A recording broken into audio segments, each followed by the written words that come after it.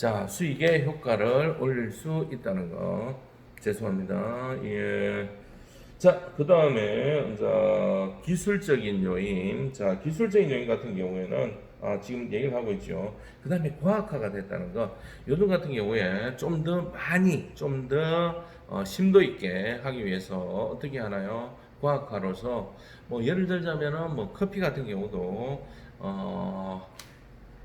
커피의 농도계를 활용한다든지 염도계를 활용한다든지 아니면 여러분들이 잘 아는 뭐 기본이 되는 뭐 온도계라든지 이제 시간 관리 이런 것들을 많이 접목해서 한다는 거. 그렇게 해서 어떻게 일정하게 맛을 유지할 수 있다는 거.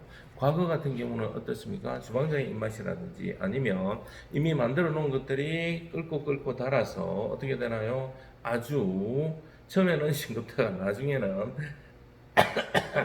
짜지는 그런 현상들도 발생되죠. 그죠?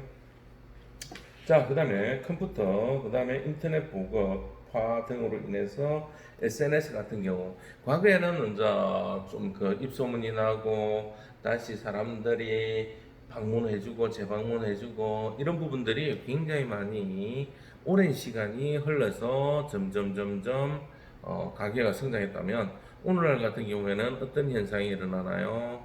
오늘날 같은 경우에는 SNS를 통해서 아주 급속하게 전파가 되고 또 그로 인해서 성장 속도가 굉장히 빠르다는 것. 대신에 뭐가 필요하다?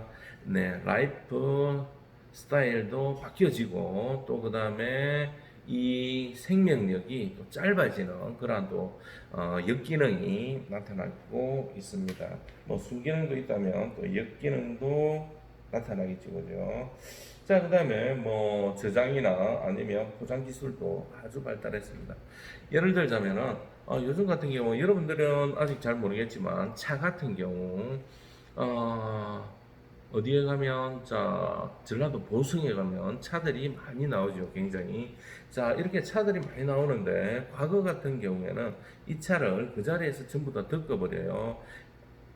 구중구포라 해서 9번 덮어서 향이 잘 나도록 맛있게 또 보관성을 좋게 만들어 버리는데 자 그렇게 돼버리면 그때부터 해서 유기간이 짧아져요. 점점 그런데 오늘 같은 경우는 또 기술이 발달돼서 수분만 살짝 날리고 80% 정도 날리고 나머지는 보관을 해놔요. 그리고 먹을 때 가공을 하는 거예요. 그러면 훨씬 더 신선하고 오랫동안 보관할 수 있겠지요. 쌀도 마찬가지잖아요. 과거에는 뭐 물론 보관했다가 도정을 많이 한 것들을 집에서 사가 먹는데 요즘은 어떻게 해요? 바로 먹기 전에 그때 쌀을 도정해서 먹는 그러한 형태 이해가 되시죠? 자 그런 형태로 뭐 기술들이 포장 기술이나 아니면 관리하는 기술들이 좋아졌다는 것. 자, 그 다음에, ISO와 같은, 국제 품질 인증 제도 같은 거. 자, 이런 거 같은 경우에는, ISO는 International Standard Organization, 이라 해서, 자, 국제적으로 전부 다 동일하게 만들어 놓은 걸 이야기합니다. 자, 왜 그러냐면은, 어, 한국의 전기 같은 경우에는 220볼트예요. 동그란 콘센트를 가지고 꽂아야 돼요. 그런데 일본 같은 경우에는 110볼트예요. 그럼 동그란 게 아니라 뾰족한 거, 길쭉한 일자, 11자예요. 이걸 가지고 꽂아야 돼요. 그래야만이 뭐가 된다? 네, 전원이 들어와요. 그럼 한국 거 가져가면 일본에서는 사용을 할 수가 없는 거예요.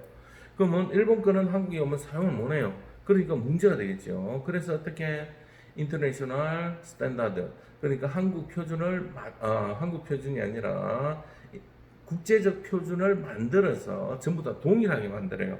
그래야만이 그 인정받은 것들은 서로 수출 수입을 하더라도 호환이 다 가능한 거예요. 아시겠죠? 자, 한국 같은 경우에는 뭐예요? KS, 코리아 스탠다드. 일본 같은 경우에는 JS. 자, 재팬 스탠다드. 한국에 뭐 정부나 기타 등등 이런 거 보면 KS 마크가 있습니다.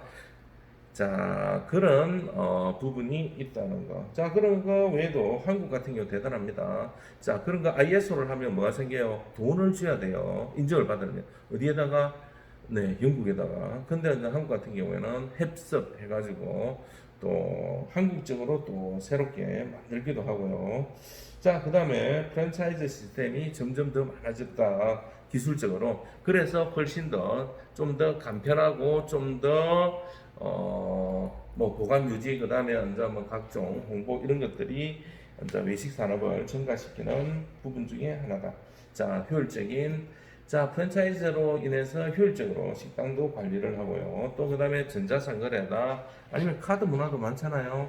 자, 그다음에 뭐 포스 시스템 이런 걸로 이제 관리를 하죠. 그 다음에 이제 뭐 키오스크 형태, 사람의 인력이 줄어드는 그러한 형태.